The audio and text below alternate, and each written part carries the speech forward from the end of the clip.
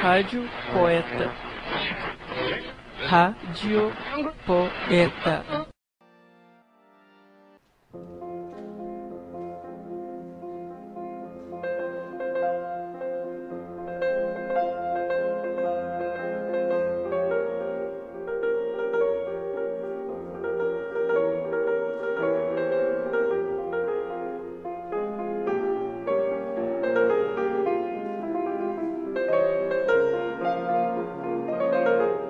Mas ela comeu, insistiu a diretora, como se o ato, por si só, pudesse colocar um fim no problema.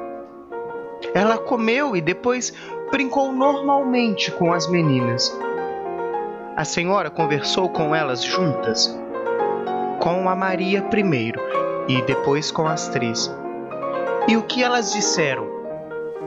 A Maria disse que não tinha acontecido nada. E como ela estava? Parecia estar com vergonha por ter mentido. De cabeça baixa, chorando um pouquinho. E as outras meninas? Disseram que foi uma brincadeira.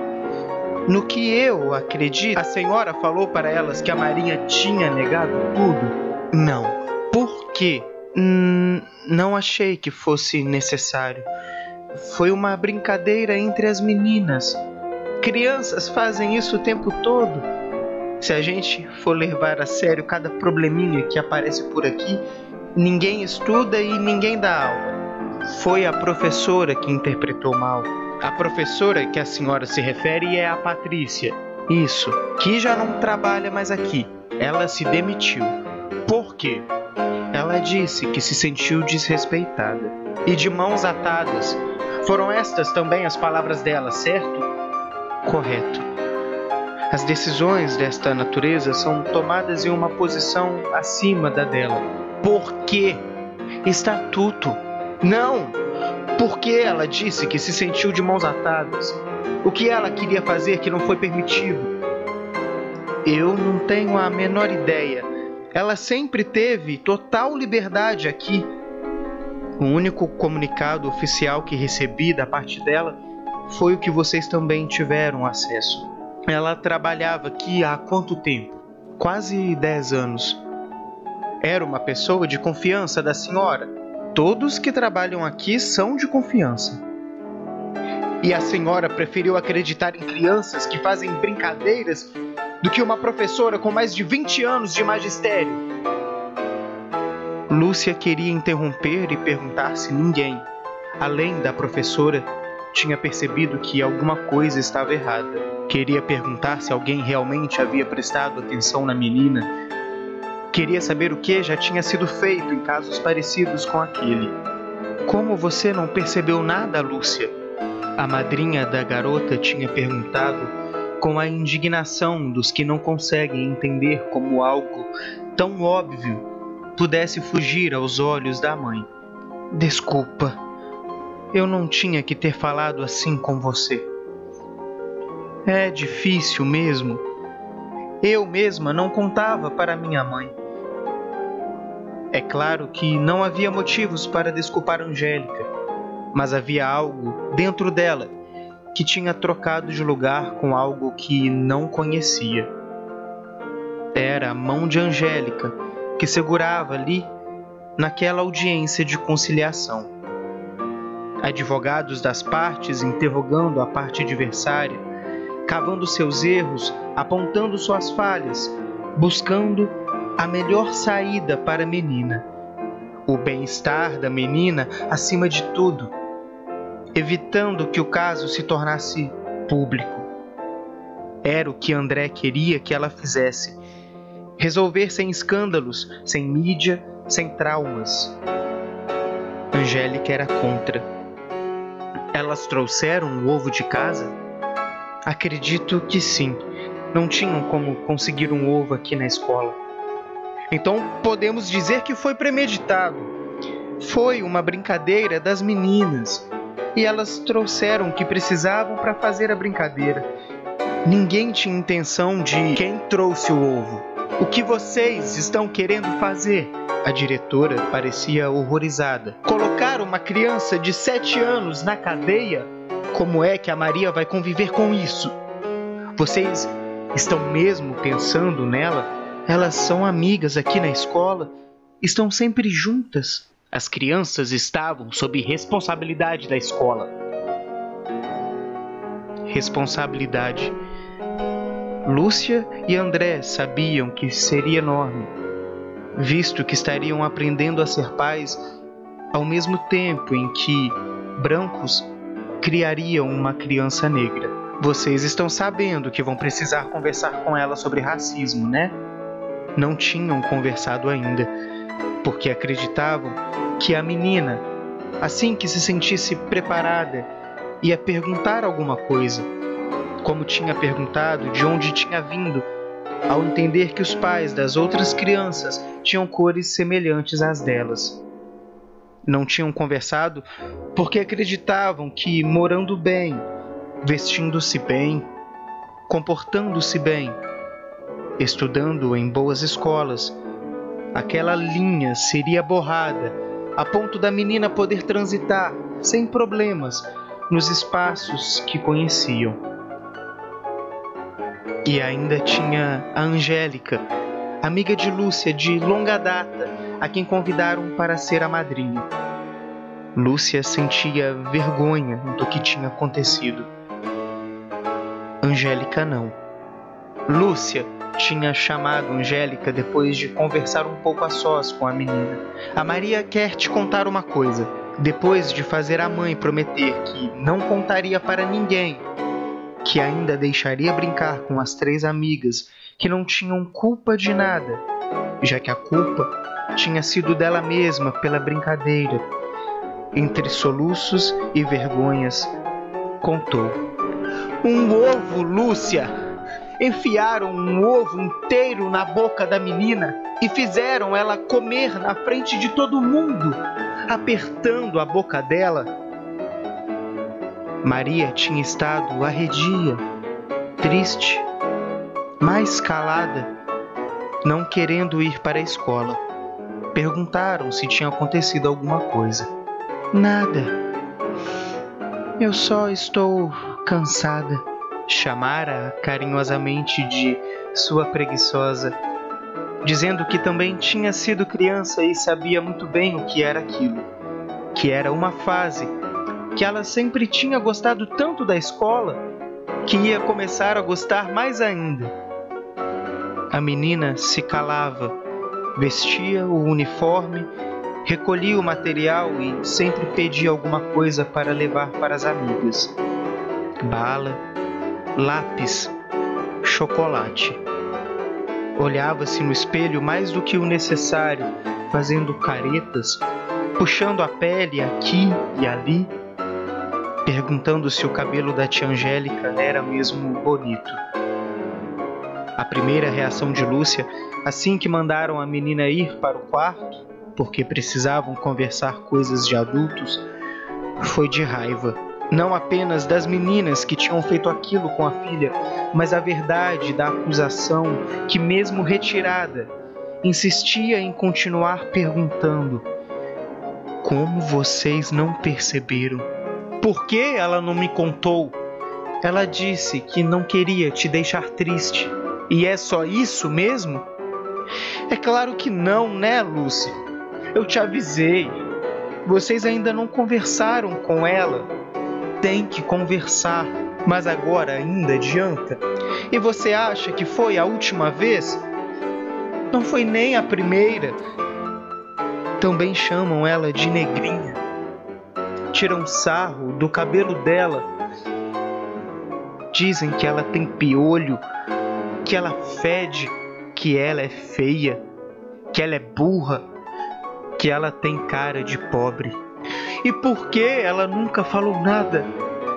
Eu acho que é vergonha. De mim, vergonha. Vergonha, Lúcia. Sabe quando você está convencida de que fez alguma coisa errada, de propósito, e não quer contar para ninguém? Ela acha que foi uma brincadeira e se sente culpada de ser quem é. provocando esse tipo de brincadeira. Quando percebeu que a diretoria não ia tomar nenhuma providência, além de conversar com as meninas e assumir que tudo não passava de uma brincadeira, Patrícia resolveu procurar Angélica. Já a tinha visto pegar a menina várias vezes na escola e sabia que trabalhava por perto. Ela já tinha ouvido eles chamarem a Maria de negrinha antes? Ela disse que não, que foi a primeira vez, mas, pelo que a Maria me contou, sim. E de onde foi que veio este negócio do ovo? Que ideia é essa? Uma das meninas pegou um livro do irmão e leu isso num conto chamado Negrinha. Tinha chorado às escondidas junto com André, questionando inclusive se tinham feito a escolha certa. Sem restrições, marcaram na ficha de adoção. Haviam se encantado com Maria quando a viram pela primeira vez no abrigo. Órfã aos 4 anos, pai biológico desconhecido, mãe biológica drogada e assassinada em briga de rua. A menina já tinha visto e passado por muita coisa e talvez tivesse grande dificuldade para se adaptar a uma rotina de criança normal. Tinha alertado a assistente social responsável pelo caso. Não teve. Na segunda semana, mesmo bastante reservada e de poucas palavras, não tinha sido estimulada. Já os chamava de pai e mãe. Mas o laço imediato foi com Angélica, com quem inclusive chegou a falar sobre a mãe biológica, como se a nova tia a conhecesse, como se fossem, de fato, irmãs. Eu conheço uma advogada especialista no assunto. André não sabia se queria mexer com isto. Angélica disse que isto era crime e que a escola deveria ser responsabilizada.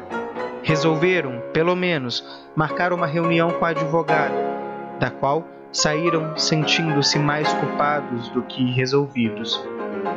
Achavam que tinham preparado bem a menina, que a atitude dela, naquele caso, pudesse ser em decorrência da vida que tinha levado antes da adoção.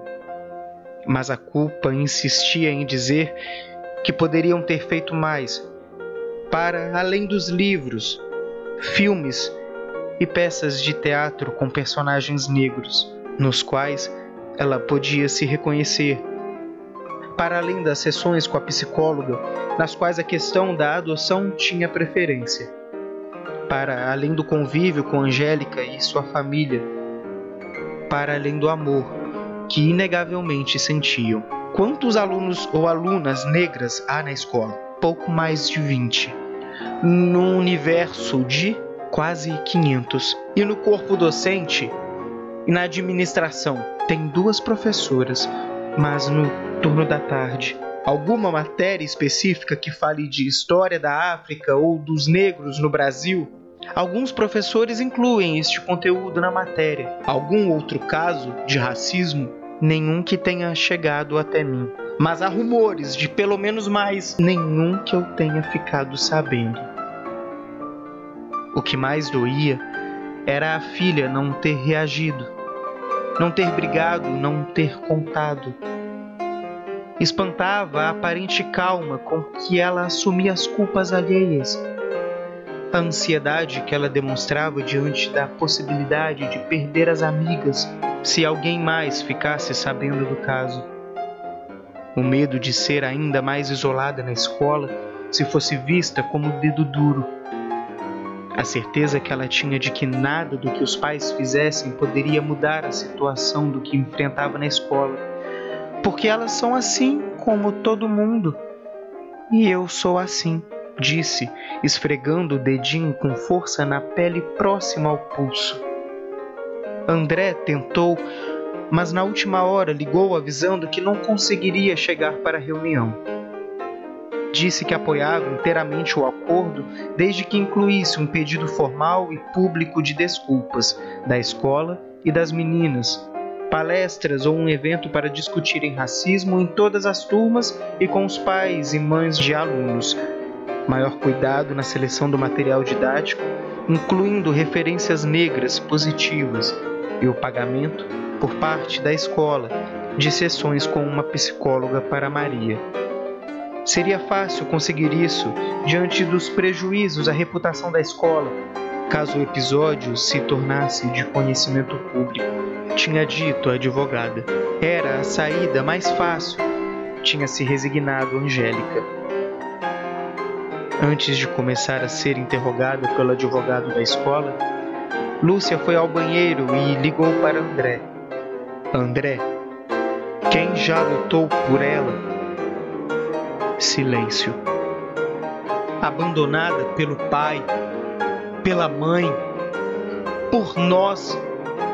A gente não viu André. A gente não estava lá, do lado dela. A gente já falhou uma vez e mesmo não querendo mexer nisto agora, um dia ela vai entender. Vamos para o pau?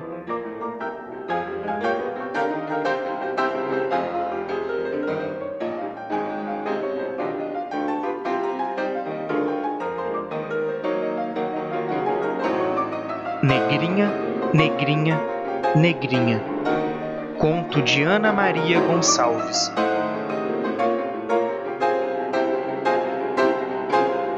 Ana Maria Gonçalves nasceu em Ibiá, Minas Gerais, em 1970.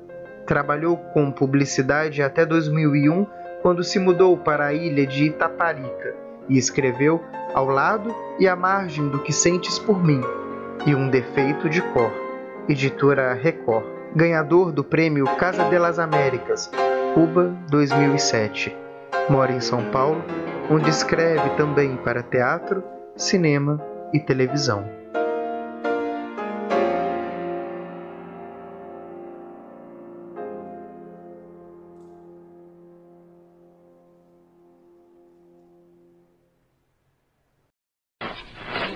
Rádio Poeta. Rádio Poeta.